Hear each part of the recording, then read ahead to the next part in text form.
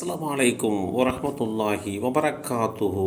மனக்கட்டுப்பாடு ஒரு மகத்தான செயல். அல்லாஹுடைய தூதர் ஸல்லல்லாஹு அலைஹி வஸல்லம் அவர்கள் கூறினார்கள், யார் தன் மன இச்சையுடன் போராடுகிறாரோ அவரே உண்மையான அறப்போராளி ஆவார்.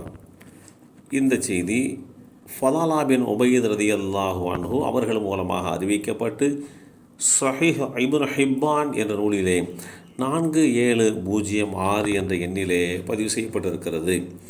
ஒவ்வொரு மனிதருக்கும் தனது மனதில் வருகின்ற விருப்பங்கள், அபிலாஷைகளை கட்டுப்படுத்தி மனதை சீர்படுத்தி அல்லாஹ்வின் வழியில் அழைத்து செல்வது மிக கடுமையான போராட்டம்தான்.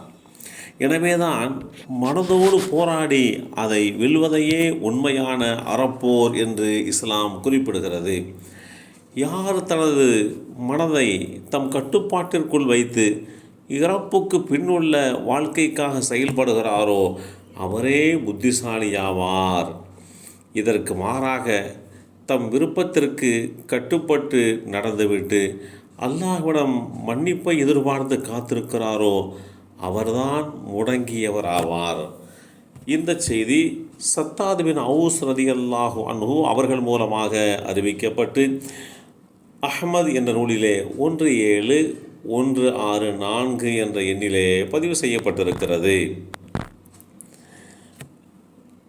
என்னுடைய மனதின் தீமையிலே இருந்தும் ஷைத்தானின் தீமையிலே இருந்தும் அல்லாஹ்விற்கு இணை வைக்க தூண்டும் அவனுடைய சதி வலைகளிலே இருந்தும் யா அல்லாஹ் உன்னிடம் பாதுகாவல் கோருகிறேன் என்று அல்லாஹுடைய தூதர் ஸல்லல்லாஹு அலைஹி வஸல்லம் அவர்கள் பிரார்த்தித்த அந்த செய்தி அபூ ஹுரைரா ரலியல்லாஹு அன்ஹு அவர்கள் மூலமாக அறிவிக்கப்பட்டு ஸஹீஹுல் முஸ்னத் என்ற நூலிலே 1333 என்ற எண்ணிலே பதிவு செய்யப்பட்டிருக்கிறது.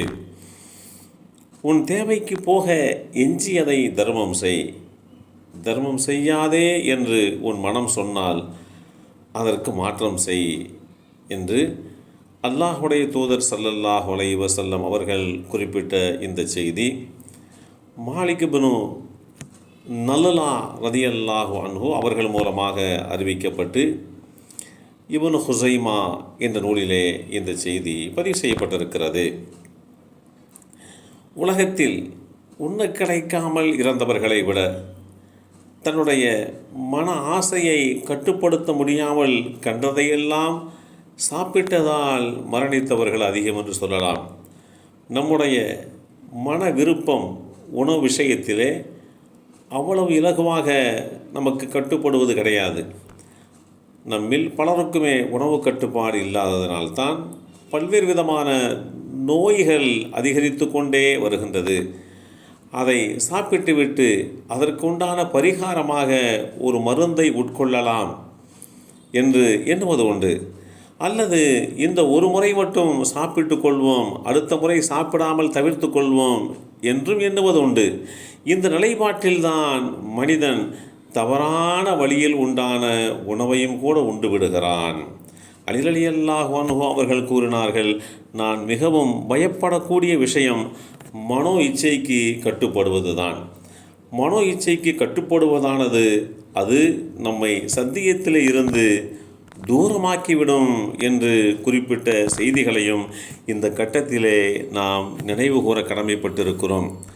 இப்படிப்பட்ட ஒரு சூழ்நிலையிலே இமாம் ஷாஃபி ரஹ்மத்துல்லாஹி அலைஹி அவர்கள் குறிப்பிடுகிறார்கள், மன இச்சை என்பது 70 ஷைத்தான்களை விட அதிகமான தீமைகளை விரும்பும் ஒரு படைப்பாகும்.